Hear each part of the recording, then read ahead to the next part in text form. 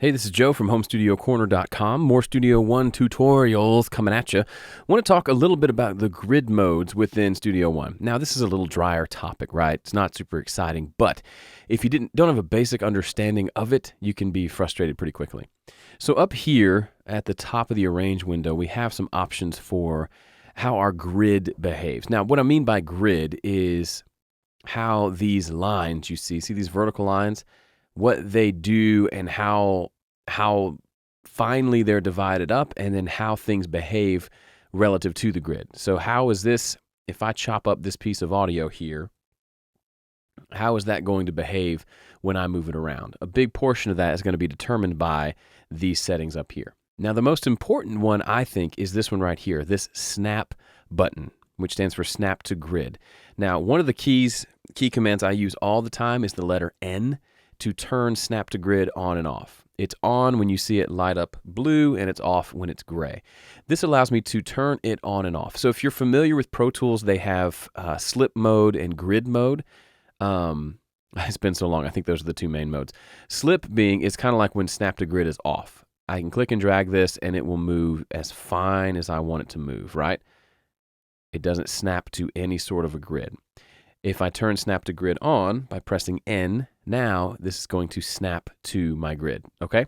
Now, what your grid is and where those lines show up, right now you see a line at bar 29, bar 31. If we zoom in, we'll see more subdivisions of that. Here's bar 29, here's bar 30, and then here each of the quarter notes within it. But you'll notice this grid, this piece of audio is snapping not only to the quarter notes, but also to 16th and 8th notes.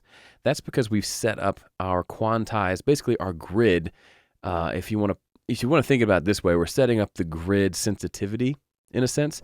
So how many different divisions are there on our grid? So when we are snapping to grid, when that is engaged, and we set this to something like 1 to 1 or a single bar, watch what happens when we go to drag this piece. It doesn't snap until bam, we come to the next bar, right? So it is literally, if you're doing a lot of loop-based production and you don't want this to be in between, you don't want to snap it anywhere but on the bars, that's an easy way to do it. Now, it will still let you drag it in between. If you switch to bar, then I don't think it lets you do that. Okay, it does. But you'll notice the snapping. When you see it jump to a spot, it's only going to go whatever you've set this up to be. So I think it defaults to 16th notes, which I think works for anything I've worked on. And then we switch it back to adaptive. Then we can see it is snapping to every 16th note as we drag along. So that's helpful if you're doing a lot of stuff where you record the song to some sort of a click track or metronome and you want to copy and paste, move things around, and keep everything in time. So maybe take a guitar part from the first verse and copy and paste it to the second verse, and you want to make sure it lines up. An easy way to do that is to cut it at a bar, at a downbeat, and then move that over and line it up to the next downbeat, okay? That's pretty simple and self-explanatory. Now, this next one here, this is a little unique to Studio One a little bit. There's different modes of how the grid and how snapping is going to work.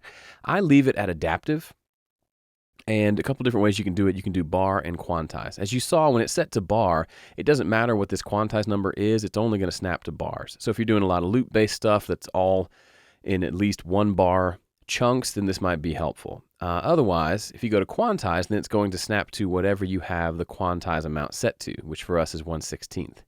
Adaptive, to me, seems to be a little bit in between. I'm not exactly sure what all it's doing, but it seems to adapt depending on how far in I'm zoomed. Okay, so when I'm zoomed out like this and I drag it, it doesn't seem like it's snapping quite as to every 16th note, especially if I zoom way out. Now it seems to be snapping more to half notes or maybe even quarter notes.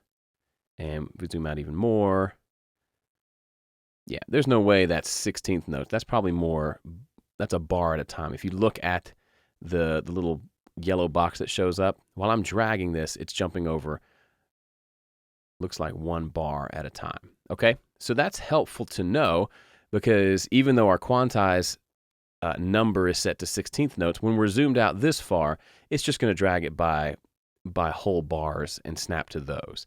If we want to get more fine-tuned with it, we don't have to come change this. We can literally just zoom in, and now look, we can even see by looking at these lines up here, we can see it's got more definition, and now we're snapping to each of those individual 16th notes.